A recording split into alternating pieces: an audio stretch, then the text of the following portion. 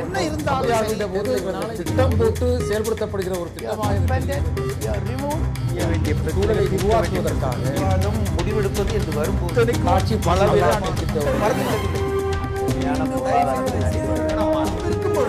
எதிர்த்து பேசிட்டு. வணக்கம், நேர்பட பேச நிகழ்ச்சிக்கு வரவேற்கிறோம். மத்திய கணக்கு தணிக்கை துறையின் வருடாந்திர தணிக்கை அறிக்கை தாக்கல் செய்யப்பட்டிருக்கிறது. மாநில அரசின் கட்டுப்பாட்டில் உள்ள பொதுத்துறை நிறுவனங்களில் 2/3 நிறுவனங்கள் நஷ்டத்தில் இயங்குவதாக இந்த அறிக்கை சுட்டிக்காட்டியிருக்கிறது. மின்சாரம் மற்றும் போக்குவரத்து துறை சார்ந்த நிறுவனங்களில் மட்டும் 13,000 கோடி ரூபாய் இழப்பு ஏற்பட்டதாகவும் இந்த அறிக்கை சுட்டிக்காட்டியிருக்கிறது. அதேபோல வரி வசூல் முறையில் சரியான முறைகள் பின்பற்றப்படாததால் 24,000 கோடி ரூபாய் அளவிற்கு வரி வசூலாகாமல் இருப்பதாகவும், இந்த 5 ஆண்டுகளுக்கு மேலாக நிலுவையில் இருக்கின்ற தொகை மட்டுமே 8,000 கோடியாகவும் இருக்கிறதாக இந்த அறிக்கை சுட்டிக்காட்டுகிறது. போக்குவரத்து கழகங்களால் மட்டும் 8 போக்குவரத்து கழகங்களில் மட்டும் 1,265 கோடி ரூபாய் இழப்பு ஏற்பட்டிருக்கிறது கடந்த 2013-14 ஆண்டில் என்று இந்த தணிக்கை அறிக்கை சுட்டிக்காட்டுகிறது. இந்த தொகை என்பது அதற்கு முந்தைய ஆண்டை விட 48% அதிக இழப்பீடாக தணிக்கைத்துறை சுட்டிக்காட்டுகிறது. அதே போல 49% வீடுகளில் கழிப்பறை வசதி இல்லை என்கிற ஒரு கவலை தரும் அம்சத்தையும் சுட்டிக்காட்டியிருக்கிறது இந்த தணிக்கைத்துறையுடைய அறிக்கை என்பது.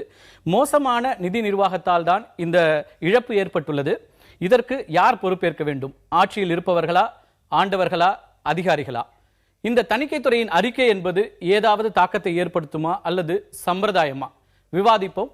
இன்றைய நம்முடைய இந்த விவாதத்தில் நம்முடைய இணைகிறார்கள் அதிமுகவில் முன்னாள் சட்டமன்ற உறுப்பினர் பேராசிரியர் தீரன், ஓய்வு பெற்ற IAS அதிகாரி திரு தேவசகாயம், ஓய்வு பெற்ற IAS அதிகாரி திரு கல்யாண சுந்தரம், அதே போல பொருளாதார அறிஞர் திரு ஆத்ரேயா. திரு தீரன், இந்த அறிக்கை சுட்டிக்காட்டுவது அப்படிங்கிறது பார்த்தீங்கன்னா நேரடியாக குற்றச்சாட்டாக நிறைய விஷயங்களை முன் வச்சிருக்கிறாங்க. குறிப்பாக நிதி நிர்வாகத்தில் ஏற்பட்டிருக்கின்ற மிகப்பெரிய ஒரு தொய்வு அல்லது அது சரியாக கணக்கிடப்படாதனால் இந்த இழப்பு அப்படிங்கிற ஒரு இது இருக்கு. 2 பெரிய நிறுவனங்களில் மட்டுமே இந்த PSUல பொதுத்துறை நிறுவனங்கள் என்று சொல்லப்படுகின்ற இந்த மின்சாரம் போக்குவரத்து சார்ந்ததில் மட்டும் 13,000 கோடி ரூபாய் அளவிற்கு இழப்பு என்கிற இந்த குற்றச்சாட்டு வந்திருக்கிறது. அப்படி என்றால் இது நேரடியாக அரசாங்கத்தை, ஏனென்றால் 4 ஆண்டுகளாக அதிமுக ஆட்சியில் இருக்கிறது, நேரடி குற்றச்சாட்டாக இதை பார்க்க முடியுமா? பொதுவாக மத்திய கணக்கு தணிக்கை அதிகாரிகளுடைய சுட்டிக்காட்டப்படுகிறது ஒவ்வொரு ஆட்சியிலும் நடைபெறக்கூடிய ஒரு சம்பிரதாயமான வழக்கமான ஒன்றுதான் இது. இந்த முறை அவர்கள் குறிப்பிட்டு காட்டியிருப்பது 13,000 கோடி ரூபாய் அளவிற்கு அந்த மின் பகிர்மான துறையிலும் 8 போக்குவரத்து கழகங்களிலும் சேர்த்து ஆயிரதா சொல்கிறாங்க. இதில் நம்ம பார்த்தோம்னாக்கா மாண்புமிகு அம்மா அவர்களுடைய அரசானது ஒரு மக்கள் நல அரசாக இருந்து கொண்டு பல்வேறு விதமான நலத்திட்ட உதவிகளை மக்களுக்காக வழங்கி கொண்டு வருகிறது. குறிப்பாக சேவை, அதாவது மக்களுக்கு இதை லாப நோக்கத்தோடு இந்த துறைகள்லாம் பார்க்க முடியாது. போக்குவரத்து துறையோ மின்வாரியத்துறையோ லாப நோக்கத்தோடு மட்டுமே பார்க்க முடியாது. மக்களுக்கு இப்போ விவசாயிகளுக்கு இலவச மின்சாரம் வழங்கப்படுகிறது. அதே போல் மாணவர்களுக்கு இலவசமாக பஸ் பாஸ் வழங்கப்படுகிறது. ஆக இப்படியெல்லாம் சில நலத்திட்ட உதவிகளை செய்கிற பொழுது அரசுக்கு வருவாயானது குறையத்தான் செய்யும். அதனால் நீங்க சொல்ற கருத்தை ஏத்துக்கிறேன். மக்கள் நல அரசாக இருக்கிறது, நிறைய மக்கள் நல திட்டங்கள் ஏற்றுகிறோம், இதெல்லாம் ஒரு பக்கம் இருந்தாலும் கூட ஒப்பந்த புள்ளிகளில், அதுவும் குறுகிய கால ஒப்பந்த புள்ளிகளில் செய்கின்ற 2 விதமான இதனால்தான் இழப்பு ஏற்படுதுங்கிறாங்க. அதாவது நீங்க குறிப்பிட்ட கால அளவுக்குள்ள வசூலிக்காத தொகையினால நிறுவனங்கள்டேந்து பெற வேண்டிய தொகை அரசாங்கத்திற்கு அல்லது மின்வாரியத்திற்கு வராமல் அது தனியார் நிறுவனங்கள் அதுல லாபம் அடைவதாக இருக்கிறது அப்படிங்கிற அந்த குற்றச்சாட்டு தான் நேரடி குற்றச்சாட்டாக இருக்கு. இல்ல, பொதுவாகவே அரசாங்கம் வசூலிக்க வேண்டியது தனியார் மட்டுமில்லை, தனி நிறுவனங்கள், தனி நபர்கள், மத்திய அரசு நிறுவனம், மாநில அரசு நிறுவனம், இப்படி அவங்ககிட்டலாம் வசூல் பண்ண வேண்டியதெல்லாம் வராமல் சென்னை மாநகராட்சி கூட நிறைய நட்டம் வந்திருப்பதாக குறிப்பிட்டு காட்டியிருக்கிறது இந்த அறிக்கை. பொதுவாக அரசாங்கமானது இது மத்திய கணக்கு தணிக்கை துறையானது இந்த குறைகளை சுட்டி காட்டுகிற பொழுது மாண்புமிகு அம்மா அவருடைய அரசு அதை கூர்ந்து கவனித்து என்ன நடவடிக்கை எடுக்க வேண்டுமோ அதற்கான நடவடிக்கைகளை கட்டாயமாக எடுப்பார்கள். ஆனால் என்னை பொறுத்தளவிலே நான் என்ன நினைக்கிறேன் என்று சொன்னால், ஒரு நலத்திட்ட உதவிகளை அதிகமாக வழங்கக்கூடிய மக்களுக்கான சேவைகளை செய்யக்கூடிய அதுல யாருமே இப்போ அதனாலதான் வரக்கூடிய நஷ்டம்ன்றதை நான் நஷ்டம் நீங்க சொல்றது அதுக்காக நாங்க செலவழிக்கிறோம், வருவாயில இருக்கிற பணத்தை அதுல செலவிடுறோங்கிறது தனி. ஆனால் இதுல இந்த ஒப்பந்த புள்ளிகள்ல நீங்க கையாளுகின்ற முறையினால் தனியார் நிறுவனங்கள் பலன் அடைகிறது. அரசாங்கம் நினைத்து மின்வாரிய துறையில் கூட மின்சார ஒழுங்குமுறை ஆணையம் இருக்கு, இன்னும் பல்வேறு குழுக்கள்லாம் இருக்கு. அவங்களுடைய பரிந்துரை, அவங்களுடைய ஆலோசனையின்படி தான் மின்வாரியத்துறையை கூட செயல்பட முடியும். அப்படி இருக்கிற பொழுது சில திட்டங்களுக்கு வந்து இப்போ உடன்குடி திட்டத்தெல்லாம் பார்த்தீங்கன்னாக்கா பெல் நிறுவனம் வந்து தன்னுடைய கடமையை ஒழுங்காக செய்யலைன்றதுக்காக அதை உடனடியாக மாற்றி வேற ஏதாவது ஒப்பந்தத்தை அது ரத்து செய்யப்பட்டதால 26 கோடி அதையும் சுட்டி காட்டியிருக்கிறார். ஆக இது வந்து ஒரு அரசாங்கத்தினுடைய செயல்பாடுகளில் நிர்வாகத்தில் வரக்கூடிய ஒரு இயல்பான குறைபாடுகள் தான். தனியார் நிறுவனங்கள் ஒப்புக்கொண்ட அளவிற்கு 80% குறைவாக அவங்களுடைய மின்சாரத்தை உங்களுக்கு வந்து ஒப்படைக்கிறாங்கன்னா அவங்கள்ட்ட இழப்பீடு வாங்கணும் அப்படிங்கிறது தான் ஒப்பந்தத்தில் இருக்கிற ஒரு புள்ளி. ஆனால் அதன்படி செயல்படல அப்படிங்கிறது தான் குற்றச்சாட்டு. ராமதாஸ் கூட இன்னைக்கு அறிக்கையில சொல்லியிருக்காரு, திமுக ஆட்சி காலத்தில் பண்ணதுல இழப்பீட்டை பெற வேண்டியது அதிமுக அரசு அதை செய்யல அப்படிங்கிறார். இப்ப நோக்கியா மாதிரி கம்பெனிகள்லாம் கூட வந்து எவ்வளவு வரி பாக்கிலாம் வச்சுட்டு போயிருக்காங்க, அது கம்பெனியை இங்க இழுத்து மூடிட்டுலாம் போயிருக்காங்கன்றது உங்களுக்கு தெரியும். அதனால வந்து எடுத்தெடுப்புலேயே அவங்க மேல உடனே நடவடிக்கை எடுக்க முடியாது. அதுக்கான சில முறைகள் இருக்கு. அந்த முறைகளுடைய அடிப்படையில் தான் அரசாங்கமானது அதன் மீது நடவடிக்கை மேற்கொள்ள முடியும். தொடர்ந்து உங்கள்கிட்ட வரேன். திரு ஆத்ரேயா, இதுல நிறைய நலத்திட்டங்கள் அதுக்காக நாங்க செலவழிக்கிறோம், அதனால இந்த மாதிரி இழப்பீடுகள் ஏற்படுது அப்படின்னு ஒரு ஒரு இதை வைக்கிறாரு, கருத்தை முன்வைக்கிறாங்க அதிமுகல இருந்து. அதை கடந்து நீங்க இந்த அறிக்கையை எப்படி பாக்குறீங்க? இது போன்ற அறிக்கைகள் ஏதாவது தாக்கத்தை ஏற்படுத்துதா? அரசுகள் அதுல தங்களுடைய செயல்பாடுகளை மாற்றிக்கிறாங்களா, இல்ல இது ஒரு சம்பிரதாயமாகவே மாறிட்டு இருக்குதா? அதாவது தொடர்ந்து ஆட்சியில் இருக்கும்போது நிலைப்பாடு எடுப்பாங்க, எதிராக இருக்கும்போது நிலைப்பாடு எடுப்பாங்க. இப்போ நான் பார்க்குறோம், மத்தியில் ஆளக்கூடிய கட்சியை சார்ந்தவர்கள் வந்து பழைய சிஏஜி ரிப்போர்ட்டில் அப்படியே பயங்கரமாக ரியாக்ட் பண்ணாங்க. இப்போ வந்து சிஏஜி ரிப்போர்ட்டில் அப்படிலாம் சீசா எடுத்துக்கூடாது, அதில் பிரச்சனைகள் இருக்குங்கிற மாதிரி பேசுகிறாங்க. இது இயல்பு. என்னுடைய பாயிண்ட் என்னன்னு சொன்னால், 91க்கு பிறகு மிக அதிகமான அளவில் தனியார்கள் மூலமாக பல்வேறு பணிகளை நாம் செய்வதனால இப்படிப்பட்ட ஊழல்களுக்கான வாய்ப்புகள் அதிகரித்திருக்கின்றன. தாராளமயமாக்கத்துடைய ஒரு விளைவு என்னன்னு சொன்னால், இயற்கை வளங்கள் உள்ளிட்ட ஏராளமான விஷயங்கள் தனியார் மயப்படுத்தப்படும் பொழுது ஊழலுக்கான ஸ்கோப் இன்க்ரீஸ் ஆகுது. அதில் வந்து ஒரு corporate government political leadership and bureaucratic nexus கூட இருக்குது. பல சின்சியர் பியூரோக்ராட்ஸ் எனக்கு தெரியும், இப்போ நம்ம பேனலே இருக்கிறாங்க. இவங்கெல்லாம் கடந்த காலங்களில் சரிவாக பார்த்துருக்குறாங்க, எப்படி ஒரு ஸ்டேட்டஸ் இருந்து சிவில் சர்வீஸு இன்றைக்கி என்ன இருக்குன்னு பார்க்குறாங்க. தனிப்பட்ட நபருடைய கோளாறு இல்லை, ஒரு கல்ச்சர் ஆஃப் அக்ராண்டேஸ்மெண்ட், அது ஏராளமான சம்பாதிக்கின்ற மனப்பான்மை. தாக்கம் தாராளமயமாக்கத்தினுடைய தாக்கம் என்பதையும் நம்ம இணைத்து பார்க்கறது ஒன்று. ரெண்டாவது, நீங்கள் பாயிண்ட் பண்ணீங்க, இப்போ சொன்ன ஒப்பந்த புள்ளி தவிர நீங்கள் என்ன சொன்னீங்கன்னா 24,000 கோடி ரூபா வரி வசூலாகாமல் இருக்குன்னு சொன்னீங்க கடந்த 5 ஆண்டுகளில் மட்டும். மத்திய அரசாங்கத்தின் லட்சணம் என்ன? பார்லிமெண்ட்டில் அமைச்சர் சொல்கிறாரு 2,70,000 கோடி ரூபாய் வரி பாக்கி இருக்குது.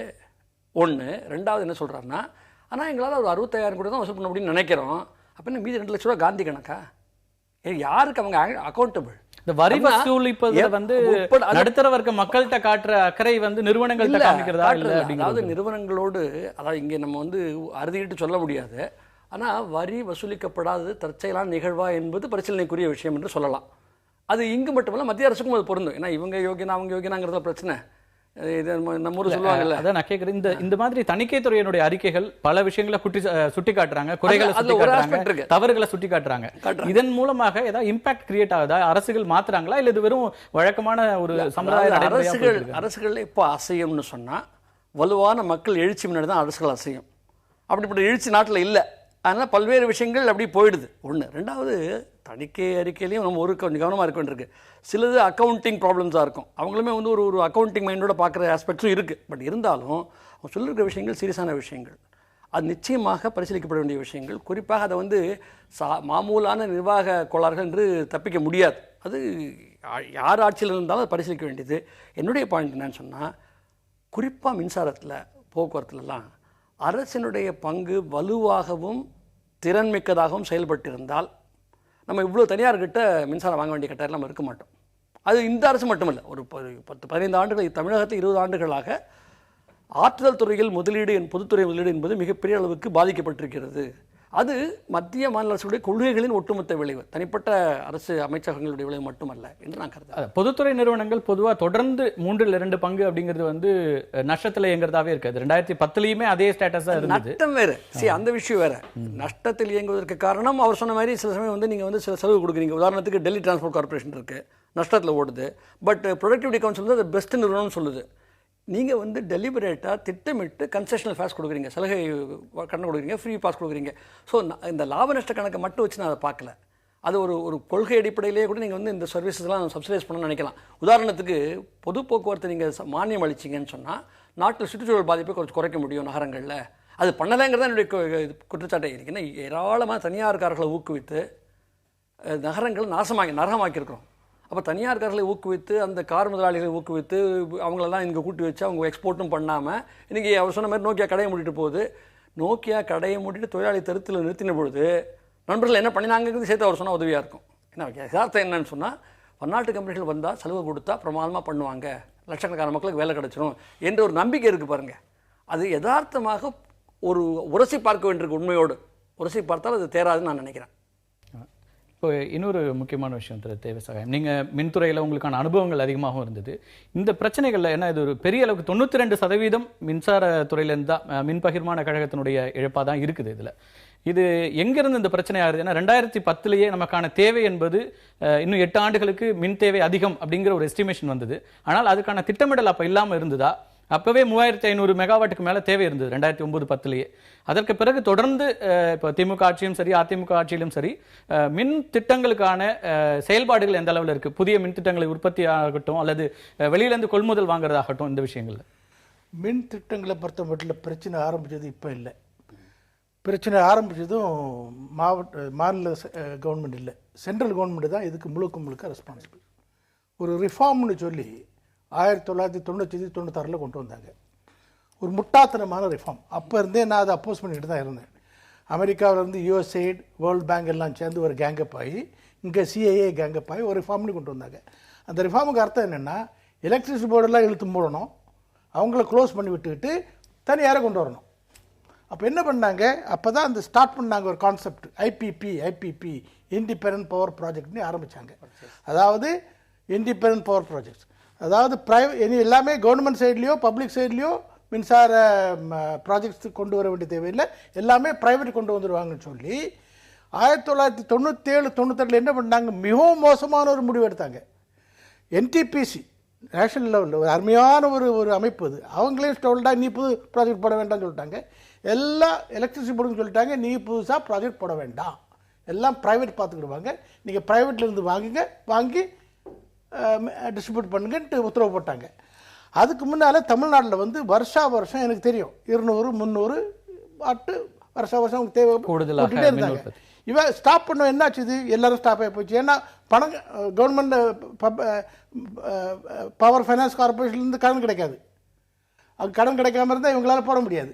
அதனால் இது தமிழ்நாடு மாத்திரம் இல்லை, எல்லா எலக்ட்ரிசிட்டி போர்டுமே புதிய கெப்பாசிட்டி கொண்டு வரது ஸ்டார்ட் பண்ணிட்டாங்க, என்டிபிசியும் ஸ்டார்ட் பண்ணிட்டாங்க. ஆனால் என்னாச்சு, இந்த ரிஃபார்ம் டேக் ஆஃப் ஆகலை. அது ஒரு பெரிய கதை, அதே நீங்கள் 2 hours பண்ணிங்கன்னா நான் சொல்கிறது ரெடியாக இருக்கேன். ஆனால் இப்போ டைம் இல்லை, அதுக்கு ரிஃபார்ம் கம்ப்ளீட்டாக ஃபெயில் ஆகி போச்சு. ஏன்னா அமெரிக்காவிலேருந்து கம்பெனியை கொண்டு வந்து இங்கே ப்ரைவேட்டாக எடுக்கிறதுக்காக ரிஃபார்ம் பண்ணாங்களே தவிர நம்ம எலக்ட்ரிசிட்டி போர்டையோ நம்ம மின்சாரையோ மேல்படுத்துறதுக்கு ரிஃபார்ம் கொண்டு வரல. அது ஃபெயில் ஆகி போச்சு. ஃபெயில் ஆகி போது வேர்ல்டு பேங்க் போயிடுச்சு. 2002 வேர்ல்டு பேங்க் விட்ரா பண்ணிட்டு போயிட்டாங்க, ஏடிபியை விட்ரா பண்ணிட்டு போயிட்டாங்க, கோடிக்கணக்கில் செலவு பண்ணிட்டு போயிட்டாங்க. அப்போது அம்போன்னு விட்டுட்டு போயிட்டாங்க. போகும்போது ப்ரைவேட்டும் வரல, சரியா, கவர்மெண்ட்டும் ஸ்டாப் ஆகிருந்தபோது ரீஸ்டார்ட் ஆரம்பிச்சிது. ஒரு மெஷின் ஆஃப் ஆனதுக்கப்புறம் ரீஸ்டார்ட் ஆகுது. என்டிபிசி கஷ்டப்பட்டு ரீஸ்டார்ட் பண்ணிட்டாங்க, அது பெரிய அமைப்பு அது. ஆனால் இப்போ வர எந்த எலக்ட்ரிசிட்டி போர்டும் ரீஸ்டார்ட் பண்ண முடியல. நீங்கள் ஏற்கனவே இப்போ பார்த்தீங்கன்னா 2002 ஒரு 8 வருஷம் பார்த்தீங்கன்னா தமிழ்நாடு 8 வருஷத்தில் 300 மெகாவாட் தான் பண்ணியிருக்காங்க. அதுக்கப்புறம் இவங்களால ஸ்டார்ட் பண்ண முடியல. என்ன ஆச்சுது? அதுக்கப்புறம் ஒரு மின்திட்டத்தை எவ்வளோ அதுக்கப்புறம் என்ன, அதுக்கு என்ன காரணம் என்ன, நிர்வாக சீர்கேடுகள் ஆரம்பிச்சது. ரிஃபார்ம்னு சொல்லி அங்கேயும் இல்லை இங்கேயும் இல்லை, 2 கட்டான நிலை மாதிரி உருவாகி நிர்வாகமே தொலைஞ்சு போச்சுது. 3வது என்னாச்சுன்னா எலக்ட்ரிசிட்டி போர்டுக்கு இல்லை ஆட்டானமே போயிடுச்சு. ஒரு கமிஷன் ஒன்று கொண்டு வந்தாங்க, ரெகுலேட்டரி கமிஷன். அங்கேயும் சரியான ஆளுகள் கொண்டு வரல. எல்லா கவர்மெண்ட் பண்ண வேண்டிய வேலையெல்லாம் அவங்க கொடுத்துட்டாங்க. ஆனால் கவர்மெண்ட்டுக்கு ஆளுகளை போட்டு இன்டைரக்டாக, முந்தி டைரெக்டாக கவர்மெண்ட் டிசிஷன் எடுத்தது, இப்போ இன்டைரக்டாக எடுத்து மின்கட்டண உயர்வு உள்ளிட்ட விஷயங்கள்லாம் எல்லாமே அங்கே உயர்வு மாத்திரம் இல்லை, கம்ப்ளீட்டாக அந்த டிஸ்ட்ரிபியூஷன் எல்லாமே அவங்க தான் பண்ணணும், அந்த டேரிஃப் எல்லாம் அவங்க தான் ஃபிக்ஸ் பண்ணணும். அதில் இப்போ ஒரு ஒரே மாதிரி குளறுபடியான உருவாக்கி அப்போ 2003 புதுசாக சட்டம் கொண்டு வந்தாங்க, எலக்ட்ரிசிட்டி ஆக்ட் கொண்டு வந்தாங்க. அதையும் செயல்பாட்டில் வரவே இல்லை. வரம் என்ன பச்சு, ஒரு குழப்பமான நிலையானதுனால தமிழ்நாடுக்கு வரையும் வருவோம். தமிழ்நாட்டில் என்னாச்சு, வருஷம் டிமாண்ட் கூட்டிகிட்டே இருக்கு, ஆனால் அடிஷனல் கெப்பாசிட்டி கிடையாது. டிஸ்ட்ரிபியூஷன்லையுமே கவலைப்படலை, டிஸ்ட்ரிபியூஷன் யாருமே பேசல, எல்லாமே புதிய ப்ராஜெக்ட். டிஸ்ட்ரிபியூஷன் இம்ப்ரூவ் பண்ணனால பொய்யான தகவல்களை கொடுத்தாங்க. டிஎன்டி லாஸ் 18% சொல்றாங்க இல்லையா, அது அப்பட்டமான பொய். தமிழ்நாட்டில் 25-30% மேலே இருக்குது. ஆனால் அதை இப்ப இந்த மின் உற்பத்தி திட்டங்கள் தொடங்குறதுக்கான சிக்கலாக இந்த சட்டம் தான் இருக்குதுன்றீங்களா? தமிழக அரசு சட்டத்தில் அதுக்கப்புறம் ஒரு சிக்கல் இல்லை. சட்டம் வந்ததுக்கு அப்புறம் சிக்கலே கிடையாது. நீங்கள் பண்ணலாம், ப்ரைவேட்டுக்கும் பண்ணலாம், நீங்கள் பண்ணலாம். ஆனால் பண்ணுறதுக்குள்ள அந்த கெப்பாசிட்டி போயிடுச்சு. ப்ரைவேட்டில் அவங்க கன்சிடரேஷன் வேறு. நீங்கள் என்ன பார்த்தீங்கன்னா அந்த டைமில் இந்த ஐபிபி போட்டு ₹2 என்டிபிசியில் இருந்து ₹1.5 ₹2.5 வந்த அதே இது ₹5 ஒப்பந்தம் போட்டாங்க.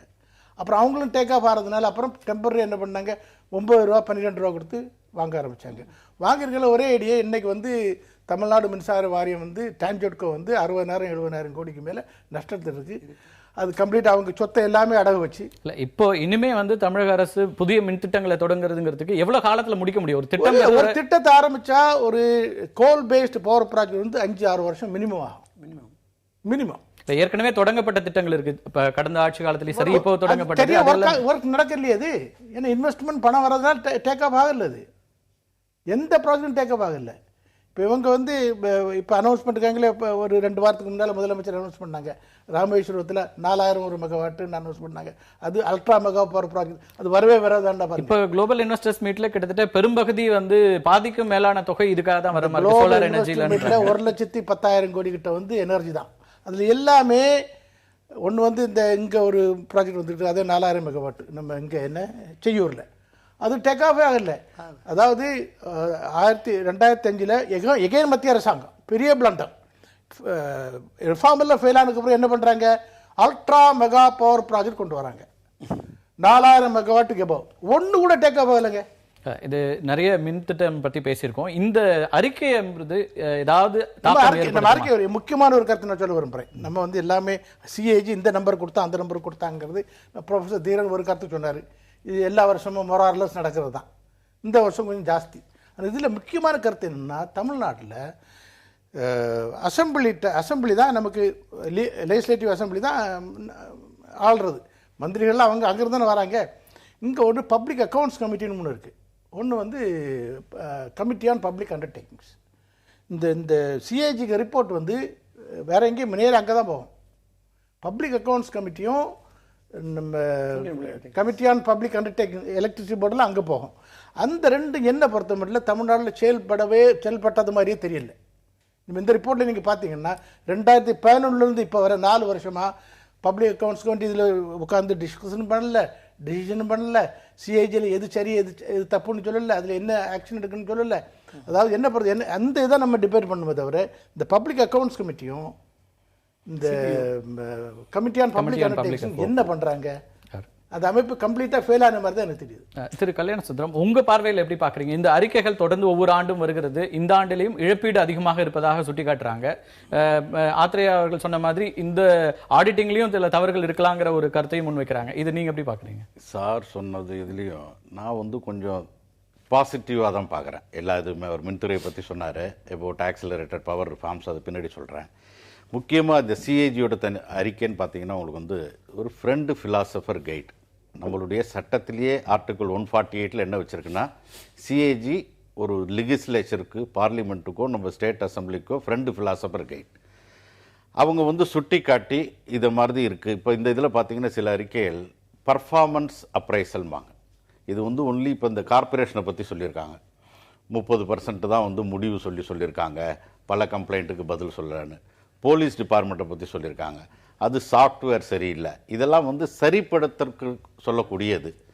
அதனால் வந்து இதை வந்து ஒரு பெரிய பாதிப்பாக, ஒரு பெரிய அளவில் உங்களுக்கு கரப்ஷன் நடந்தது, பெரிய அளவில் இதை இது பண்ணிட்டாங்க அப்படின்னா சிஏஜி அறிக்கை வந்து ஒரு பாதிப்பு ஏற்படும். நீங்க சொல்றாப்ல இழப்புகள் அவர் சொன்னது போல இது குறிப்பா இந்த 280 கோடி ரூபாய் வந்து தனியாருக்கு லாபம் கிடைச்சிருக்கிறது. அது வசூல் பண்ணிருக்கலாம். ஒரு யூனிட்டுக்கு ₹1 அவங்க கொடுக்காத சப்ளை பண்ணணும்னு சொல்லி போட்டிருக்காங்க. நான் முழு அறிக்கையை படிக்கல. அவர் சொன்னது போல பல போக்குவரத்து கழகங்கள்னு உங்களுக்கு பார்த்தீங்கன்னாக்க இது வெல்ஃபேர் கவர்மெண்ட். நான் இங்கே இருந்தபோது என் போக்குவரத்து கழகங்களை வந்து இன்ஸ்பெக்ஷன் பண்ணியிருக்கேன். போக்குவரத்து கழகங்களை பார்த்தீங்களா உங்களுக்கு வந்து ஒரு இன்ஸ்டியூட் ஆஃப் ரோட் டிரான்ஸ்போர்ட்னு இருக்குது. அவங்க தமிழ்நாடு உங்களுக்கு முக்கியமாக பார்த்தீங்கன்னா, நானும் பல மாநிலங்களில் இதில் இருந்திருக்கேன் சர்வீஸில். இங்கே நம்மளுடைய ஃபியூயல் எஃபிஷியன்சியாக இருக்கட்டும், நம்மளுடைய ஃபுல் இதுவாக இருக்கட்டும், ரூட் அனாலிசிஸாக இருக்கட்டும், நம்பர் 1 மொத்தத்தில். ஈவன் ரூட் அலௌடே டென்சிட்டி பார்த்தீங்கன்னாக்கா வந்து நம்மளது வந்து மேக்ஸிமம் ஆவரேஜை விட. இதில் வந்து முன்னாடியெல்லாம் என்ன பண்ணுவாங்கன்னாக்கா அவங்க இந்த இன்ஸ்டியூட் ஆஃப் ரோட் டிரான்ஸ்போர்ட்டுங்கிறதுல அவங்களுடைய தொழிலாளர்களுக்குள்ள நலத்திட்டங்களுக்காக ப்ராஃபிட்டே காமிக்காமல் இன்கம் டேக்ஸ் காமிக்காமல் அதில் வந்து அவங்க டெபாசிட் பண்ணுவாங்க. இது வந்து தொட்டு இது நடந்துட்டு இருந்தது. நான் வந்து பப்ளிக் அக்கௌண்ட்ஸ் கமிட்டி மீட்டிங்லையும் பார்த்துருக்காது, அந்த டயத்தில் கமிட்டி ஆன் பப்ளிக் அண்டர்டேக்கிங்லையும். அதனால் இந்த இதை பொறுத்த வரைக்கும் முக்கியமாக இந்த நீங்கள் சொல்கிறாப்ப இந்த வசூல் பண்ணாதோ சில கார்பரேஷனில் இருக்கிறதோ ஃப்ரெண்ட் ஃபிலாசபர் மாதிரி இந்த அரசு போக்குவரத்து துறையை பொறுத்த வரைக்கும் கடந்த 2012-13 விட 2013-14 ஆண்டுல இழப்புங்கிறது 48% கூடியிருக்கு. அது ரொம்ப அதிகமா தெரியலையா இந்த இழப்பீடு அப்படிங்கிறது? உங்களுக்கு வந்து இது வெல்ஃபேர் கவர்மெண்ட் அவர் சொன்னாப்ல, இது முன்னாடியே இல்ல ஆட்சிக்கு வந்த பிறகு ஒரு பெரிய அளவிற்கு கட்டண உயர்வு இருந்தது. அதற்கு பிறகு இப்போ சமீபத்தில் டீசல் விலையும் குறைந்து கொண்டிருக்கிறது. மெயின்டெனன்ஸ்ல தான் அதிகமா போகுதா அல்லது தொழிற்சங்கங்கள் தொடர்ந்து சொல்ற ஒரு குற்றச்சாட்டாக இருக்கிறது வந்து உதிரி பாகங்கள் வாங்குறதுல இருந்து பல விஷயங்கள்ல வந்து சரியா நடக்கிறது இல்ல, திட்டமிட்டு செய்யறது இல்ல, அதனால இழப்புகள் அதிகம், காலதாமதம் அப்படிங்கிற பல்வேறு குற்றச்சாட்டுகள் வைக்கிறாங்க. சிஏஜி இதுல வந்து அந்த மாதிரி வந்து குறிப்பிட்டு பர்ச்சேஸ்லயோ இதுலயோ எதுவும் சொல்லலை. இது சார் சொன்னாப்ல உங்களுக்கு கமிட்டி ஆன் பப்ளிக் அண்டர்டேக்கிங்கும் பப்ளிக் அக்கௌண்ட்ஸ் கமிட்டியும் போச்சுன்னா அவங்க தான் மினி அசம்பிளி. அந்த மினி அசம்பிளியில் ஆக்ஷன் டேக்கன் ரிப்போர்ட்டில் கேட்பாங்க. அங்கே உள்ள அதிகாரிகளையும் அங்கே வந்து சம்மன் பண்ணுவாங்க, எதனால இழப்பு எதனால இதுன்னு. அது திருப்பி தாக்கல் செஞ்சாங்கன்னா தான் வந்து ஃபுல் டீட்டெயில்ஸ் நமக்கு தெரியும். தொடர்ந்து பேசலாங்க சார். நன்றி திரு ஆத்ரேயா. எங்களுடைய நிகழ்ச்சியில் நான் இவர் சொன்ன கருத்தில் ஒரு சின்ன பிரச்சனை. இப்போ முக்கியமான public accounts committee on public undertakings என்ன பிரச்சனைன்னா 4 வருஷம் 5 வருஷமாக அதை கவனிக்க மாட்டாங்க. அப்புறம் வந்து அந்த தவறு பண்ண அதிகாரிகள் தவறு பண்ணால் கூட அவங்க வேற டிபார்ட்மெண்ட் போயிருப்பாங்க, ரிட்டையர் ஆகி போயிருப்பாங்க. அப்போ இருக்கிறவங்கள தான் கூப்பிடுவாங்க. நம்ம தொடர்ந்து பேசலாம். அவங்களுக்கு அது பதிலே சொல்ல முடியாத நிலையில்.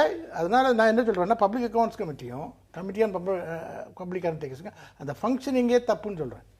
நம்ம தொடர்ந்து சொன்ன மாதிரி 14th எனர்ஜி கமிஷன் அந்த 1989 வந்தாங்க சர்வே பண்ண எனர்ஜி சர்வேலேருந்து மிகையாக டிமாண்டை காமிச்சு இது நம்மளால் முடியாது, only if invite foreign companies பண்ண முடியுங்கிற ஒரு பிக்சரை உருவாக்கி இந்த என்டையர் இப்போ ப்ரைவேட் பவர் பர்ச்சேஸ் அக்ரிமெண்ட்ஸும் ஐபிபிஎஸும் கொண்டு வந்து உங்களுக்கு தெரியும் என்றாங்க எவ்வளோ செலவில் எஜுகேட் பண்ணாங்க பாலிட்டிஷியன் உங்களுக்கு தெரியும்.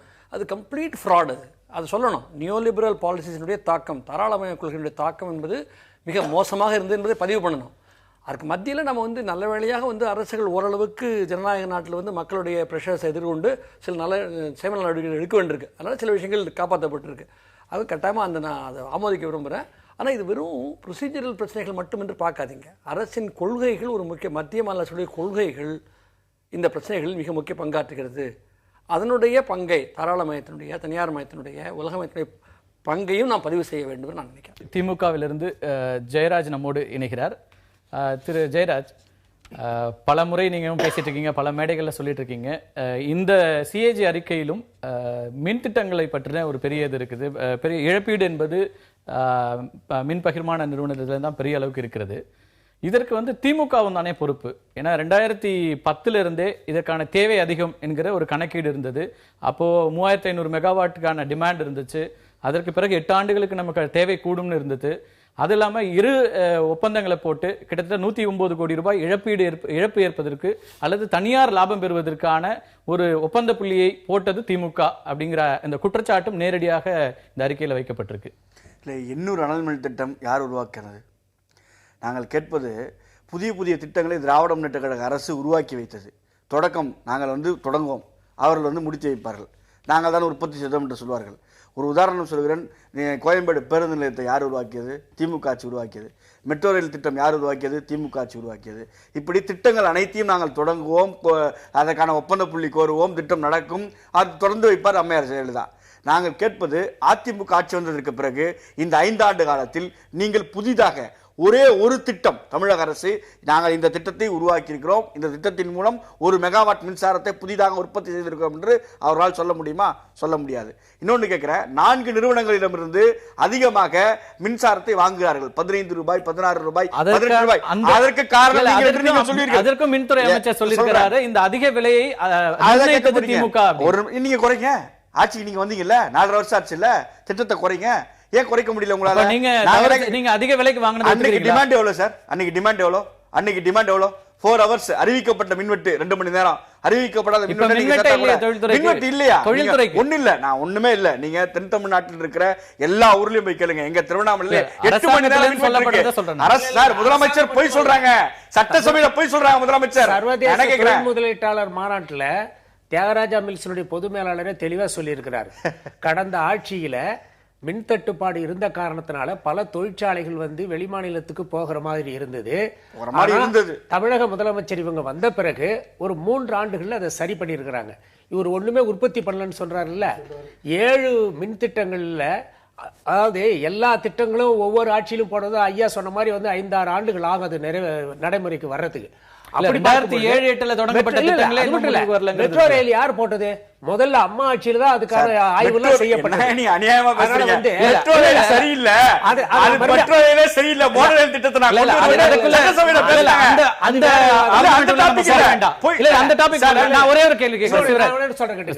மின் வாரியத்துல வந்து இவர்களுடைய ஆட்சி காலத்துல 20,308 மில்லியன் யூனிட் மின்சாரம் தனியார்கிட்ட இவங்க வாங்கினாங்க. உதாரணத்துக்காக நான் சொன்ன GMR, BBN, சாம்பல்பட்டி இந்த மாதிரி தனியார் நிறுவனத்தை அதிக விலை கொடுத்து வாங்கினது திமுக ஆட்சி. ஆனா அம்மாவுடைய எங்க அம்மாவுடைய ஆட்சியில 11,065 மில்லியன் யூனிட் மின்சாரம் தான் தனியார்கிட்ட வாங்கி இருக்கிறோம். அது கூட வந்து தேவைக்காக சில நேரத்தில் வாங்குமே தவிர எல்லா நேரத்திலையும் வாங்குறதுல அந்த மின்துறை அமைச்சர் சட்டமன்றத்திலே தெளிவா சொல்லி இருக்கிறாரு. நாங்க இதை தொடர்ந்து செய்யல, ஏற்கனவே இருந்த ஆட்சி போடப்பட்ட ஒப்பந்தத்தினுடைய அடிப்படையில் செய்ய வேண்டியதா இருக்கு. ஆக அந்த அடிப்படையில் செய்யும் பொழுது இங்க எப்படியாவது இன்னைக்கு மின்வெட்டு இல்லாத மாநிலமாக இன்றைக்கு உருவாக்கி இருக்கிற காரணத்தினாலதான் முதலீட்டாளர் மாநாட்டுக்கு வந்து இங்க தொழில் தொடங்குறதுக்கு பல பேர் முன் வராங்க. ஆனா அதை கூட வந்து கொச்சைப்படுத்துற அளவுக்கு இங்க மின் பற்றாக்குறை இருக்குது, மின் வெட்டு இருக்குது, இங்க அப்படி எங்கேயும் இல்லையே. உடன்குடி ஒப்பந்தம் செய்யப்பட்டதால் 26 கோடி நஷ்டம் இருக்கிறது. தமிழ்நாட்டில் மின் பற்றாக்குறை இருக்கிறது. 8 மணி நேரம் கரண்ட் இல்ல சார். தென் தமிழ்நாட்டை போய் பாருங்க. மறுபடியும் என்ன கேக்குறேன், மாநாட்டுல சொன்ன அதே அதுக்கான பதில் கொடுத்துட்டாரு. நீங்க பதிவு பண்ணிட்டீங்க. நான் இப்ப உங்கள்ட்ட கேக்குறது, இந்த அறிக்கையை இப்ப 13,000 கோடி இழப்பு என்கிற இந்த அறிக்கையை நீங்க எப்படி பாக்குறீங்க? இல்ல 3,000 கோடி ரூபாயை 1 ரூபாய் கூட உள்கட்டமைப்பு வசதிகளை அதிமுக அரசு செய்யவில்லை. இந்த அறிக்கையை முழுமையா நீங்க ஏற்கனவே முழுமையாக கேட்டுக்கொள்கிறோம் அல்ல. 3,000 ரூபாய், 3,000 கோடி ரூபாய் உங்களுடைய பார்வை அறிக்கை எங்கள் மீது குற்றம் சாட்டி இருந்தால் நாங்கள் ஏற்றுக்கொண்டுதான் வேண்டும். ஏன்னா நீங்க வந்து இப்ப மத்திய தணிக்கை குறையில ஏற்கனவே உங்க சிஏஜிங்கிற வார்த்தையை எங்க பிரபலப்படுத்தினதே உங்க இந்த வழக்கு. ஏன்னா அப்ப வந்து நீங்க என்ன சொன்னீங்க, நான் கேக்குறது என்னன்னா அது எஸ்டிமேட்டட் லாஸ் அப்ப ஆர்குமெண்ட் வச்சீங்க. இதுவும் அதே மாதிரி சிஏஜி அடிப்படையில் வழக்கு போட்டிருந்தால் அந்த வழக்கை நீங்க ஒப்பிட்டு இந்த வழக்கோட பார்த்தால் இப்ப இந்த வழக்கு வழக்கு போடுங்க. சிஏஜி ஒரு கணக்கின் அடிப்படையிலே இந்தியாவிலேயே முதல் வழக்கு போடப்பட்டது எங்கள் மீது மட்டும்தான். நான் என்ன கேட்கிறேன், சிஏஜியினுடைய கணக்கின் அடிப்படையிலே வழக்கு போட்டால் தமிழக அரசியல் அல்ல, இந்திய அரசியல். தொடர்ந்து திமுக வைக்கப்பட்ட வாதம்ங்கிறது அது வந்து அதிகப்படுத்தப்பட்ட மிகைப்படுத்தப்பட்ட ஒரு எஸ்டிமேஷன் சொன்னீங்க. இந்த ஏலம் விடுவது வேறு, ஏலம் விடுவதில் அரசுக்கு இழப்பு வருவது என்பது வேறு. நீங்க எதுவுமே செய்யலையே நாங்க சொல்றோம். 3,000 கோடி ரூபாய் நீங்க எதுவுமே செய்யல. 3,000 கோடி ரூபாய் ஒதுக்கப்பட்ட நிதியில 1 ரூபாய் கூட உள்கட்டமைப்புக்கு நீங்க செய்யல. நான் இன்னொன்னு முடிச்சேன் ஐயா, ஒரு நிமிஷம் நான் முடிச்சிடறேன். நான் மரியாதைக்குரிய சட்டமன்ற உறுப்பினர், முன்னாள் சட்டமன்ற உறுப்பினர் பார்த்து கேட்கிறேன். 3,000 கோடி ரூபாய் இந்த அரசுக்கென்று உள்கட்டமைப்புக்கென்று ஒதுக்கப்பட்ட பணத்திலிருந்து 1 ரூபாய் கூட ஏன் செலவு பண்ணல? அதான் என்னுடைய கேள்வி. அது நேரடியான குற்றச்சாட்டாகவும் இருக்கு. ஏன்னா அது திருப்பி அளிக்கப்பட்டிருக்கிறது. அந்த தொகை அப்படிங்கிறது பயன்படுத்தப்படாமலே வந்திருக்கிறது. நீங்க விஷன் 2023 ஒரு திட்டத்தை வச்சு முன்னோக்கி போகும்போது இந்த பணம், இந்த தொகை என்பது பயன்படுத்தப்படாமல் இருக்கிறதுங்கிறது வந்து எந்த விதத்துல மாநிலத்துக்கு பயனுள்ளது? அதாவது தமிழ்நாடு அரசாங்கத்தை பொறுத்தளவில் மாண்புமிகு அம்மா அவர்கள் வந்து தொலைநோக்கு பார்வையோடு தமிழ்நாடு தொலைநோக்கு திட்டம் 2023 வச்சு அவங்க செய்யறாங்க. அதற்கான பல நடவடிக்கைகளில் ஈடுபட்டு அவங்க செய்யும் பொழுது இவர்கள் மின்வாரிய துறையில வந்து எதுவுமே செய்யலன்னு சொன்னாங்க இல்லைங்களா? இல்ல, அவர் இப்ப வந்து உட்கட்டமைப்புக்கு குற்றச்சாட்டு வைக்கிறார். அந்த 3,000 கோடி பயன்படுத்தப்படாமல் போனது அப்படிங்கிறது இருக்குல்ல, அது நேரடியாக சிஏஜி குற்றச்சாட்டும் இருக்கிறது. இல்ல, அது வந்து போன ஆட்சி அவங்களுடைய ஒரு பதிவாக இருக்கு. போன ஆட்சி சார், இந்த ஆட்சி, இந்த 5 ஆண்டு கால ஆட்சி அது காரணம் சொல்றேன். 2012 அந்த விஷன் 2023 அனௌன்ஸ் பண்ணாங்க. அதில் வந்து ஒரு 6-7 லட்சம் கோடி மதிப்பீடு இன்வெஸ்ட்மெண்ட்டுக்கு பண்ணாங்க. இந்த போர்டு ஃபார்ம் பண்ணுறது அப்போ தான் பண்ணாங்க, இந்த தமிழ்நாடு இண்டஸ்ட்ரியல் இன்ஃப்ராஸ்ட்ரக்சர் டெவலப்மெண்ட் போர்டுன்ட்டு. அப்போ என்ன பண்ணாங்க, அந்த சமயத்தில் அவங்க ஜெனரலாக தான் இந்த இந்த இந்த செக்டர் இது இந்த செக்டர் எனர்ஜி டிரான்ஸ்போர்ட் வச்சுக்கிட்டு ஜெனரலாக தான் சொன்னாங்களே தவிர ஸ்பெசிஃபிக்காக சொல்லலை. இப்போ அதே கன்சல்டண்ட்டுக்கும் டியூட்டி கொடுத்தாங்க, நீங்கள் வந்து ப்ராஜெக்ட் வைஸ் போட்டு கொடுங்க, எப்படி இன்வெஸ்ட் பண்ணுறது. அந்த ப்ராஜெக்ட் ரிப்போர்ட் வந்து 3 மாதத்துக்கு முன்னால் தான் வந்தது. 3 மாதம் முன்னாடி அது கொடுத்தாங்க. அது கொடுத்ததுக்கப்புறம் அது யாரோட தாமதம், எதனால அந்த தாமதம் தேவையா இருந்தது நிர்வாகத்தில்? இல்லை தாமதம் வந்து கன்சல்டன்ட்டுக்கு தாமதமா அரசுன்ற தாமதாங்கிறது அது சரியாக தெரியல. ஏன்னா வந்து 2 பேருக்கும் சேர்ந்து தான் இருக்கும்.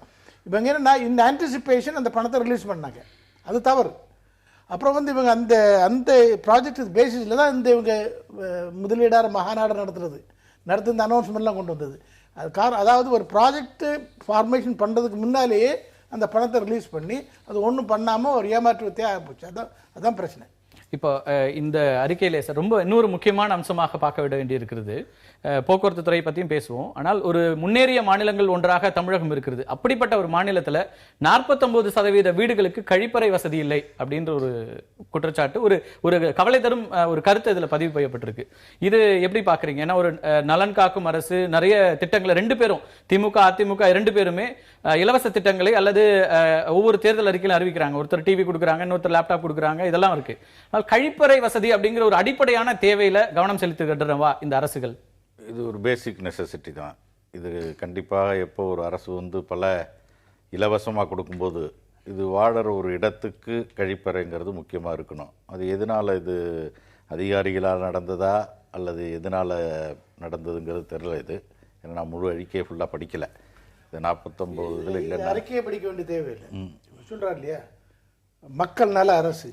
தமிழ்நாடை பொறுத்த மட்டும் மக்கள் நல அரசுன்னா இலவசம் தான், வேற ஒன்றுமே கிடையாது. மக்கள் உண்மையான நலத்துக்காக நீங்கள் சொல்லி இந்த கழிப்பறைகள், அதாவது சானிடேஷன், ஹைஜீன், வாட்டர், பேசிக் சேஃப் வாட்டர், அதை பற்றி ஒன்றுமே கோலப்படுறது கிடையாது. இலவசங்கள் கொடுத்துட்றோம். Mixie, grinder. ஒரு நிமிஷம், இப்போது செல்ஃபோன் கொடுக்குறாங்க, போன வருஷம் அதான் அனௌன்ஸ் பண்ணியிருக்காங்க. இன்னொன்று என்ன பண்ணுறாங்கன்னா இந்த சாராயம் கம்ப்ளீட்டாக மக்களுக்கு எதிராக போகிறது, அரசாங்கமே சாராயம் இருக்கிறது. இந்த எல்லாம் சொல்லிட்டு ஒரு நான் மக்கள் நல்ல அரசு நடத்துகிறோம், மக்கள் நல்ல அரசு சொல்லும்போது மக்களை ஒரு ஏமாத்து வேலை தான் இது. மக்கள் நல்ல அரசே இல்லை. என்ன ஒன்று, என்ன மிகவும் பரிதாபமான சுச்சுவேஷன். இப்போது பொங்கல் வருது. பொங்கல் வரும்போது நீங்கள் பார்த்தீங்கன்னா அதுக்கு ஒரு வாரத்துக்கு முன்னால் ஒரு 2 கிலோமீட்டர் 3 கிலோமீட்டர் கியூ நிற்கும். ஒரு 50 ரூபா 100 ரூபாய்க்குள்ளே அந்த ஒரு சேலை வாங்குறதுக்கும் வேட்டி வாங்குறதுக்கும். பெண்கள் வந்து நிற்கிறத பார்த்தா, போலீஸ் போட்டு அடிக்கிறது பார்த்தா பரிதாபமாக இருக்கும். இல்லை, அந்த தேவை இருக்கிறவங்க வராங்க, அவங்க தேவை இருக்கக்கூடாது. இல்லை, என்ன டெவலப் ஸ்டேட் இது? ஒரு 50 ரூபாய் சேலைக்காக 2 கிலோமீட்டர் தூரம் கியூல நிக்கிறது, அது ஒரு டெவலப்டு ஸ்டேட்டா? அது தொடர்ந்து எல்லா ஆட்சிகளையும் தொடர்ந்து 2 ஆட்சியும் சொல்றேன். இல்ல, இப்ப நேரடியான இந்த விஷயம் தான் சார். நீங்க மக்கள் நல ஆட்சி அப்படின்னா குறைந்தபட்சம் இது மட்டும் இல்ல, இன்னொன்னு நான் சேர்த்து சொல்லிடுறேன். பள்ளிகள்ல நீங்க வந்து 30,000க்கு மேல கழிவறைகள் கட்டுறதுக்கான ஒரு இருந்தது. ஆனால் இதுவரைக்கும் நெருங்கி இருக்குது 12,000 இடங்களுக்கு தான் நீங்க கழிப்பறைகள் கட்ட. இந்த ஆண்டு கூட வந்து தெளிவா சொல்லி இருக்கிறாங்க. அம்மா அவனுடைய அரசானது வந்து மாவட்டம் தோறும் வந்து என்ன பண்றாங்க, வந்து கலெக்டர் ஆபீஸ்லயே இந்த மாதிரி கழிப்பறைகள்லாம் கட்டி அவங்களுக்கு மக்களுக்கு வந்து மானிய விலையில நீங்க வந்து கழிப்பறையை கட்டுறதுக்காக அதுக்கான ஊக்க பரிசெல்லாம் வேற கொடுத்து மக்களை வந்து எப்படியாவது கழிப்பறைகளை கட்டி பயன்படுத்துகின்றத ஊக்கப்படுத்தக்கூடிய ஒரு அரசா இருக்கு. அதே முன்னுரிமை அதுக்கு கொடுக்கப்படணும்ல. நீங்க வந்து நிறைய திட்டங்கள் சொல்றீங்க, மக்கள் நலனுக்காக திட்டங்கள் அப்படின்னு சொல்லிட்டு விலை இல்லாமல் கொடுக்கறதுன்னு நிறைய கொடுக்குறீங்க. அதே மாதிரி முன்னுரிமையாக இந்த விஷயத்தை வைக்கணும் இல்லையா? வீடுகள்ல கழிப்பறை கட்டுறதுக்கு ஊக்கத்தொகை கொடுக்குறாங்க, மானியமும் கொடுக்குறாங்க குறைந்த விலையில. வந்து நீங்க அந்த டார்கெட் அச்சீவ் பண்றதுல தான் சிக்கல் இருக்குங்கிறத சுட்டிக்காட்டுது. பள்ளிகள்ல கூட என்ன நடவடிக்கை எடுத்திருக்காங்க அம்மாவுடைய அரசு வந்து இந்த கழிப்பறைகளே இல்லாத இதுல இருக்கக்கூடாதுன்றதுனால அதுக்கு ஒரு சிறப்பு கவனம் செலுத்தி நிதியை ஒதுக்கி இப்ப அதுக்கு நடவடிக்கை எடுத்துட்டு இருக்கிறாங்க. இது மத்திய அரசாங்கம் கூட அதை சுட்டி காட்டி இருக்கும் பொழுது அதற்கான நடவடிக்கையில் அம்மா அரசானது ஈடுபட்டு கொண்டுதான் இருக்கிறது. பொதுவாக அம்மாவுடைய அரசை பொறுத்தளவுல மக்களுக்கு நல்லது செய்யறதுல வேற எந்த ஆட்சியை விட இவங்க முன்னிலையில் நிக்கிறாங்க. அதுல யாருக்கு எந்த வித இன்னொரு முக்கியமான விஷயம், அது உங்கள்கிட்ட தான் கேட்க வேண்டி இருக்கிறது. அடுத்ததா அதுக்கு ஜெயராஜும் கூட பதில் சொல்லலாம். கிட்டத்தட்ட 18 நெடுஞ்சாலை திட்டங்கள் கிடப்பில் இருக்கிறது. எதனாலனா நிலம் கையகப்படுத்துறதுல ஏற்படுகின்ற தாமதம் அப்படிங்கறதையும் சுட்டி காட்டியிருக்காங்க. இந்த திட்டங்களையும் லிஸ்ட் பண்ணிருக்காங்க. அது என்ன பண்றாங்க, இப்ப இது கூட நீங்க இந்த மதுரை வாயில் இதெல்லாம் கூட இவங்க திட்டம் வந்து நிறைவேற்றலன்னு சொல்றாங்களே தவிர வந்து எல்லாம் வந்து நீதிமன்றத்துக்கு சில பேர் போயிடுறாங்க. இவங்க முறையா அக்யூர் பண்ணி கொடுக்கல. இதனால வந்து அது காலதாமம் ஆகுது. அப்போ ஒரு உதாரணத்துக்கு ஒரு திட்டம் சொல்லப்பட்டிருக்கு. மதுரை மற்றும் திருப்பரங்குன்றம் இடையே வந்து பழங்கானத்துல ஆர்ஓபி கட்டுறதுல அதுக்கான முன்தொகையாக 28 கோடி ரூபாய் கொடுக்கப்பட்டு அது முடங்கப்பட்டிருக்கிறது அப்படின்னு ஒரு தகவல் இந்த அறிக்கையில பதிவு செய்யப்பட்டிருக்கிறது. இந்த மாதிரி பல திட்டங்கள். அதே நேரத்தில் வந்து 22,700 கோடி ரூபாய்க்கு 16,000 கிலோமீட்டர் சாலைகளையும் அம்மா அவருடைய ஆட்சியானது வந்து இன்றைக்கு போட்டுட்டு இருக்கிறாங்க. ஆக எதெல்லாம் வந்து சிஏஜி சொன்னாலும் சரிதான், யார் சொன்னாலும் சரிதான், குறைகள் என்று சுட்டி காட்டப்பட்டால் அது மக்களை பாதிக்கிறதா இருந்தா அம்மாவுடைய அரசு அதற்கு சிறப்பு நிதி ஒதுக்கி சிறப்பு கவனம் செலுத்தி உடனடியாக நடவடிக்கை எடுத்துக்கிட்டு தான் இருக்கிறாங்க. திரு கல்யாணம், இந்த நிலம் கையகப்படுத்துதல் இந்த விஷயங்கள்ல அரசு சொல்ற மாதிரி இதுல நடைமுறை சிக்கல்கள் இருக்குதா அல்லது இதுல கவனம் செலுத்துறது குறைவா இருக்குதா? நீங்க எப்படி பாக்குறீங்க? இல்ல, கவனம் செலுத்துறத பாத்தீங்கன்னா தமிழ்நாடை பொறுத்த வரைக்கும் எந்த கவர்மெண்ட்டாக இருந்தாலும் சரி, நம்மளுடைய இயல்பு இதிலேயே இந்த எஃபிஷியன்சிங்கிறது மற்ற மாநிலங்களை விட இது வந்து ஆல் இண்டியா ப்ராப்ளம். லேண்ட் அக்விசிஷனுங்கிறது அதனால தான் இன்றைக்கி வந்து அந்த ப்ராப்ளம் எல்லா இதுலேயும் இருக்குது. ஒரு ரோடு போடுறதுல லேண்ட் அக்விசிஷன் ப்ராப்ளம், இது ப்ரொசீஜரல் டிஃபிகல்ட்டி. ஸோ அதை அவங்க சுட்டி காட்டியிருக்காங்க, அதுக்கு என்னென்ன செய்யணுங்கிறத. ஒரே ஒரு இது, இந்த எலக்ட்ரிசிட்டி இதை பற்றி சார் சொன்னார். மத்திய அரசோட தவறான கொள்கைகள் தாராளமயமானதுனால அதில் ஒரு சின்ன இது சார், இப்போ ஐம் ராங், அவர் கரெக்டும் செய்யலாம் நம்மளுடைய சீனியரு. இப்போ 91 நம்ம எதுக்கு தாராளமயம் போனோங்கிறது நமக்கு தெரியும். எதனால நம்மள்ட்ட அந்நிய செலவாணி இல்லாதனால போன போது, இன்றைக்கி மின்சாரத்தில் அரசு மட்டும் இருந்தால் 2,75,000 மெகாவாட் மத்திய அரசு செய்திருக்க முடியுமா? நம்ம எதனால பப்ளிக் ப்ரைவேட் பார்ட்டிசிபேட் மாடல்னு போனோம்? இன்றைக்கி உலக வங்கியே பாராட்டக்கூடிய அளவுக்கு தாராளமாக ஆளவில்லைனால் இந்த அளவுக்கு வேலை வாய்ப்புகள் கிடைத்திருக்குமா? இது வந்து அரசாங்கம் ஒரு ஆக்சிலரேட்டட் பவர் ரிஃபார்ம்ஸ் 2005 வந்தது. அப்போ வந்து தனியாருக்குள்ள அங்கங்கே இருக்கக்கூடிய தொழிற்சாலைகளில் கேப்டிவ் பவர் பிளான்ட் போடுறதுக்கு நம்மளுடைய எலக்ட்ரிசிட்டி ஆக்டை அமெண்ட் பண்ண வேண்டியதாக இருந்தது. இதில் டெஃபிசிட்ஸ் வரலாம். எலக்ட்ரிசிட்டி போர்டு மாத்திரம் பண்ண முடியாது. எல்லா எலக்ட்ரிசிட்டி போர்டும் லாஸஸில் இருந்தது. பல இதில் வந்து பேங்க் கேரண்டியே கொடுக்காதீங்கன்னா இது ஆல் ஓவர் இந்தியா அவ்வளோ லாஸ். இப்போ பிரைவேட் செக்டரில் போகிறது தான் சரியான நடைமுறையாக இருக்குது அப்படிங்கிறீங்க? பிரைவேட் செக்டர் ஃபுல்லாக ப்ரைவேட் பப்ளிக் பார்ட்டிசிபேஷனில் எல்லா இவங்க ப்ராஜெக்ட் பண்ணாலும் அரசாங்கத்தான் வந்து அதை வந்து அப்ரூவ் பண்ணணும். இல்லை, இதில் பேசிக் இஷ்யூ வந்து இதில் என்னென்னா, இந்த ரிஃபார்மை கொண்டு வரும்போது எலக்ட்ரிசிட்டி போர்டு எல்லாமே படுக்கையில் படுத்துட்டாங்க. அவங்கள்ட்ட படுக்கையில் படுத்துருக்கவங்க இயலாதவங்கள்ட்ட சொல்லி ப்ரைவேட்டில் பவர் ப்ரொடியூஸ் பண்ணுவாங்க, நீங்கள் அதை வாங்கணும், 4 ரூபாய்க்கு வாங்கணும், 5 ரூபாய்க்கு வாங்கணும் கம்பல் பண்ணும்போது என்ன ஆச்சுன்னா, ஃபெயிலான காரணம் அவங்களால வாங்க முடியல. முதல்ல இவங்க என்ன பண்ணியிருக்கன்னா, படுக்கையில் படுத்து கிடந்த எலக்ட்ரிசிட்டி போர்ட்ஸை முழுமையாக எழுப்பி நிற்கார வச்சு அவங்கள ஹெல்த்தியாக கொண்டு வர வச்சு முதல்ல டிஸ்ட்ரிபியூஷனை சரி பண்ணிக்கணும். டிஸ்ட்ரிபியூஷனை சரி பண்ணாமல் ஜெனரேஷனில் கொண்டு வந்தாங்க. ஏன்னா டிஸ்ட்ரிபியூஷனில் அமெரிக்கன் கம்பெனிஸ்க்கு இன்ட்ரெஸ்ட் கிடையாது. ஜென்ரேஷனில் கொண்டு வந்து 5 ரூபா 6 ரூபாய்க்கு கையெழுத்து போட்டுக்கிட்டு விற்றுக்கிட்டு பணத்தை வாங்கிட்டு ப்ராஃபிட் பண்ணிட்டு போயிடலான்ட்டு கொண்டு வந்தாங்க. தவறுதலாக கொண்டு வந்தாங்க. ரிஃபார்ம் பண்ணுறது பண்ணக்கூடாதுன்னு சொல்லலை. அப்போவே நாங்கள் சொன்னோம், நீங்கள் தவறாக ரிஃபார்ம் பண்ணுறீங்க. எங்கே முதல்ல பண்ணணுமோ முதல்ல படுத்து கிடக்கிற இந்த நோயாளியே பாருங்கள், அவருக்கு மருந்து கொடுங்க, அவருக்கு நல்ல சாப்பாடு கொடுங்க, அவரை மேலே தூக்கி கொடுங்க. அவர் தைரியமாக வந்ததுக்கப்புறம் நீங்கள் என்ன வேணாலும் ப்ரொடியூஸ் பண்ணுங்க, அவர் வாங்கிவிடுவார். அதனால தான் பவர் ஃபெயிலியர். இப்போ கூட பார்த்தீங்கன்னா ப்ரைவேட் செக்டர் ப்ராஜெக்ட் பண்ணுறாங்க இல்லையா, அதில் பல பிரச்சனைகள் இருக்குது. ஏன்னா டிமாண்ட் வந்து இண்டஸ்ட்ரியல் டெவலப்மெண்ட் அவங்க இவங்க சொன்ன மாதிரி மேனுஃபேக்சரிங் செக்டரில் நடக்கலை. மேனுஃபேக்சரிங் செக்டர் க்ரோத் வந்து ரொம்ப குறவு. கடந்த 10-15 வருஷமா சர்வீஸ் செக்டரில் தான் க்ரோத் இருக்கிறதுனால ஒவ்வொரு ஆண்டும் கிட்டத்தட்ட 14% டிமாண்ட் கூடிட்டே இருக்கு தமிழ்நாட்டில் மாத்திரம். நான் இந்தியா பற்றி சொல்கிறேன். சர்வீஸ் செக்டரில் பவர் டிமாண்ட் அவ்வளோ ஜாஸ்தி கிடையாது. மேனுஃபேக்சரிங் இண்டஸ்ட்ரியலில் பவர் டிமாண்ட் ஜாஸ்தி. அந்த டிமாண்ட் அவ்வளோ இன்க்ரீஸ் ஆகாதனால தான் நம்ம தப்பி பிழைச்சிக்கிட்டு இருக்கோம். அதில் இதுவரை மோசமாக இருக்குது. நன்றி. நீங்கள் போக்குவரத்து துறையில் உங்களுக்கான அந்த அனுபவத்தில் கேட்குறேன். தொடர்ந்து போக்குவரத்து கழகங்கள் இப்படி வந்து ஒரு நஷ்டத்தில் போயிட்டே இருக்கிறதுக்கான காரணம் என்ன? ஏன்னா அங்கே நிர்வாக சிக்கல்கள் இருக்கா? ஏற்கனவே அதிமுக ஆட்சியில் இந்த மாதிரி நிர்வாக செலவினங்களை குறைப்பதற்காக அவங்க வந்து நிறைய போக்குவரத்து கழகங்களை ஒன்றா இணைச்சாங்க. அதற்கு பிறகும் இந்த இழப்பு அப்படிங்கிறது அதிகரிச்சுட்டே இருக்கு. குறிப்பாக எம்டிசிலாம் பார்த்தீங்கன்னா தமிழகத்தில் விழுப்புரம் கோட்டத்துக்கு பிறகு எம்டிசி தான். சென்னையில் நடந்துட்டு போக்குவரத்து கழகத்தினுடைய இழப்புங்கிறது ஒவ்வொரு ஆண்டும் கிட்டத்தட்ட 100% அளவுக்குலாம் உயர்ந்துகிட்டே இருக்குது. என்ன பிரச்சனைங்க? இல்லைங்க, மெயின் பிரச்சனை தீரன் அவர்கள் சொன்னது போல் நம்மளுடைய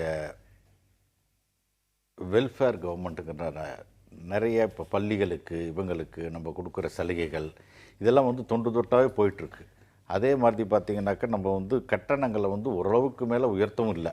இல்ல நிர்வாக சீர்திருத்தம் இருக்கிறதா அங்க பேருந்துகளை நீங்க வந்து இப்ப நம்ம சமீபத்துல கூட பாக்குறோம், கன்னியாகுமரி மாவட்டங்கள்ல இருக்கிற பேருந்துகள்ல அந்த மாதிரி ஒரு பெரிய இன்சிடென்ட் நடக்குது, உயிர் பிழைத்த சம்பவங்கள் அந்த அளவுக்கு போகுது. அப்ப இந்த நிர்வாகம் எப்படி இருக்கிறது அப்படிங்கிற கேள்வி பொதுமக்கள் மத்தியில் வைக்கப்பட்டுட்டே இருக்கு. ஒரு பக்கம் கட்டண உயர்வு இருக்கு, அவங்க கொடுத்திருக்காங்க, அதற்கு பிறகும் இதுக்கான ஒரு அரசு போக்குவரத்து கழகங்கள்ல நம்ம வந்து ஒரு பயணம் அப்படிங்கிறது வந்து பாதுகாப்பானதா அப்படிங்கிற கேள்வி எழக்கூடாது இல்லையா? நிர்வாக சீரழிப்புங்கிறது இருக்கிறதா எனக்கு தோணலைங்க. ஏன்னா நானும் பல மாநிலங்கள்ல நான் வந்து நேரம் குறைவா இருக்கு. நான் மின்சாரம் மாத்திரம் நடத்தல, சொல்லுங்க. போக்குவரத்து கழகத்தை 2 தடவை நடத்திருக்கேன் ஹரியானாவில். அந்த டைமில் வந்து ஹரியானா ரோடுவேஸ்க்கும் தமிழ்நாடுக்கும் தான் காம்படிஷன். ரொம்ப ஃபியர்ஸாக இருக்கும். இவங்க நம்பர் 1 அவங்க நம்பர் 1 அந்த மாதிரி நல்லா டாப்பாக போயிட்டு இருந்தாங்க. அப்போ கூட வெல்ஃபேர்லாம் நடந்துக்கிட்டு தான் இருந்தது. ஸ்டூடெண்ட்ஸுக்கு பாஸ் கொடுக்க தான் செய்தாங்க. அது நார்மல், எல்லா ஸ்டேட்லையுமே அது கொடுக்குறாங்க. இங்கே பிரச்சனை என்னென்னா ஒன்று வந்து நிர்வாகக்கேடு, சரியா மேனேஜ்மெண்ட், அதாவது பொலிட்டிக்கல் இன்டர்ஃபியரன்ஸ் ரொம்ப ஜாஸ்தி. அதாவது கழகங்களை வச்சுருக்காங்களே தவிர கழகங்களுக்கு இண்டிபெண்ட்டாக முடிவு எடுக்கிறதுக்கு ஒரு உரிமை இல்லை. மூணாவது என்னென்னா ஒன்று வந்து பஸ்ஸஸ் ரீப்ளேஸ்மெண்ட் பண்ணணும். இப்போ நீங்கள் பார்த்தீங்கன்னா பழைய பஸ்ஸை வச்சு ஓட்டிக்கிட்டு இருக்கிறாங்க.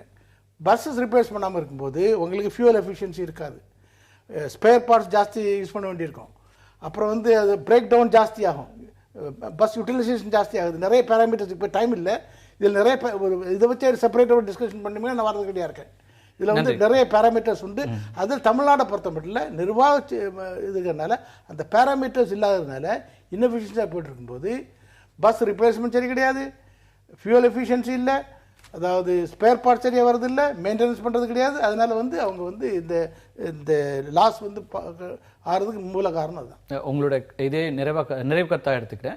ஜெயராஜ், உங்களுடைய நிறைவு கருத்தை என்ன சொல்றீங்க? இந்த அறிக்கையின் மீதான உங்களுடைய பார்வை? இந்த சிஏஜி அறிக்கை என்பது நாங்கள் 4 ஆண்டு காலமாக ஜெயலலிதா அரசை குற்றம் சாட்டு நிரூபிக்கப்பட்டிருக்கிறது. இந்த அரசு செயல்படாத அரசு என்று சொல்வதற்கு இதுதான் ஆதாரப்பூர்வமான விஷயம். இன்னொன்று நாங்கள் திரும்பவும் சொல்றோம், திட்டம் வேறு சாதனை வேறு.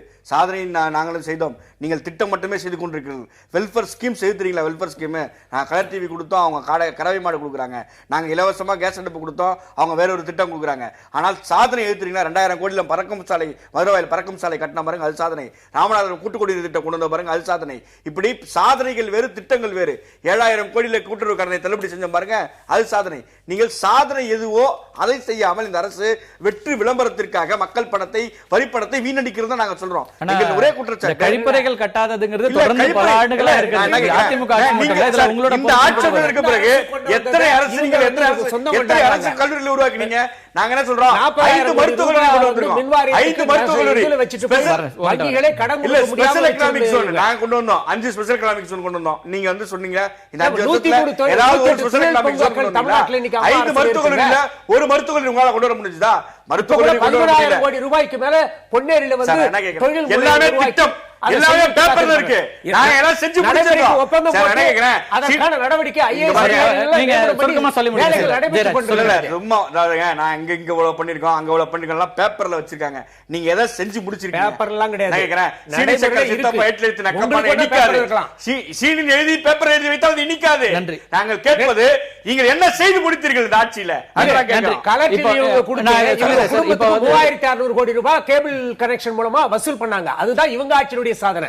இவங்க ஆட்சியில வந்து மக்கள் சாதனை படிச்சிருந்தா இவங்களையா வீட்டுக்கு அனுப்புறாங்க? இல்ல அதற்கு பிறகு 4.5 ஆண்டுகள்ல இப்ப அதிமுகவுடைய ஆட்சி என்ன அப்படிங்கறது அந்த சிஏஜி அறிக்கை. நீங்க பயிர்க்கடனுக்கான அந்த இன்சூரன்ஸ் கூட வந்து அதுல சரியாக அதுக்கான தவணை கட்டவிடலை அப்படிங்கிற ஒரு குற்றச்சாட்டும் இதுல முன்வைக்கப்பட்டிருக்கு. இதெல்லாம் சரி செய்யப்படுமா? என்ன இந்த இதுல நீங்க என்ன உங்களுடைய இறுதி கருத்தா என்ன சொல்ல வரீங்க? இல்ல மாண்புமிகு அம்மா அவருடைய அரசானது அந்த பயிர்க்கடன் விவசாயிகளுக்காக இந்த சம்பா இது கூட வந்து ஒரு கணிசமான தொகை ஏக்கருக்கு 15000 கொடுத்தாங்க. அதுல வந்து 30000 ஏக்கருக்கு இன்சூரன்ஸ் கவர் ஆகாததுனால அது இழப்பு தமிழக அரசுக்கு வந்திருக்குதுன்னு சிஏஜி அறிக்கை சுட்டிக்காட்டுது. இல்ல அதற்கும் உரிய நடவடிக்கை அம்மா அரசு எடுப்பார்கள். அதே போல தானே புயல்ல பாதிக்கப்பட்டவர்களுக்கு 250 கோடி செலவிடப்படவே இல்லை. வங்கியில தான் போட்டு வச்சிருக்காங்க. 250 கோடி ரூபாயை வந்து அதனுடைய தேவைகள் போக மிச்சத்தை 750 கோடி ரூபாய் செலவு பண்ணிட்டு 250 கோடி ரூபாய் வங்கியில தான் போட்டு வச்சிருக்காங்க. அந்த மாவட்ட ஆட்சியர் மூலமாக அது நடைபெற்று இருக்கிறது. அதை மறுபடியும் எடுத்து அவங்க யூட்டிலைஸ் பண்ணுவாங்க இன்னும் அந்த தேவைகள் இருக்கும் பொழுது. அதனால வந்து யாரும் வந்து எங்கேயும் வீட்டுக்கெல்லாம் எடுத்து போயிடல. அந்த பணம் அந்த தொகை இருக்கிறது. சில குறைகள் இருக்கிறது. சிஏஜி சுட்டி காட்டுற மாதிரி சில குறைகள் இருக்கு. அது அம்மாவுடைய அரசானது வந்து கட்டாயமா அதை கூர்ந்து கவனித்து உரிய நடவடிக்கை எடுத்து தமிழ்நாட்டில் ஒரு மாற்றத்தை கொண்டு வருவார்கள். அதனாலதான் மக்கள் அவர்களை மக்களுக்கான அரசாக அம்மா அரசை பார்க்கிறார்கள். இது ஒரு குடும்பத்துக்கான அரசாக ஒருபோதும் இந்த அரசாங்கம் அரை மணி நேரம் செயல்படுகிற அரசு வெறும் அரை மணி நேரம் அதெல்லாம் அரை மணி நேரம் இவர் சொல்லுவார். அரை மணி நேரம் அரசாங்கம் என்ன செஞ்சாங்க? இதுவரைக்கும் நம்ம டிஸ்கஷன்ல இருந்தோம். இது தனிநபர் விமர்சனங்களா போய்டும். 92 வயசு தொகுதிக்கு போறாரு.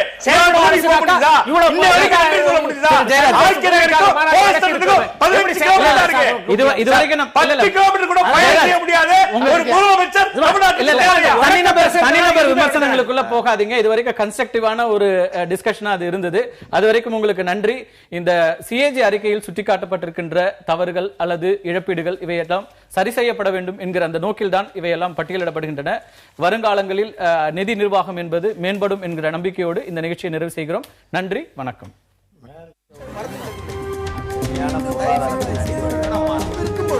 எதிர்த்து பேசிட்டு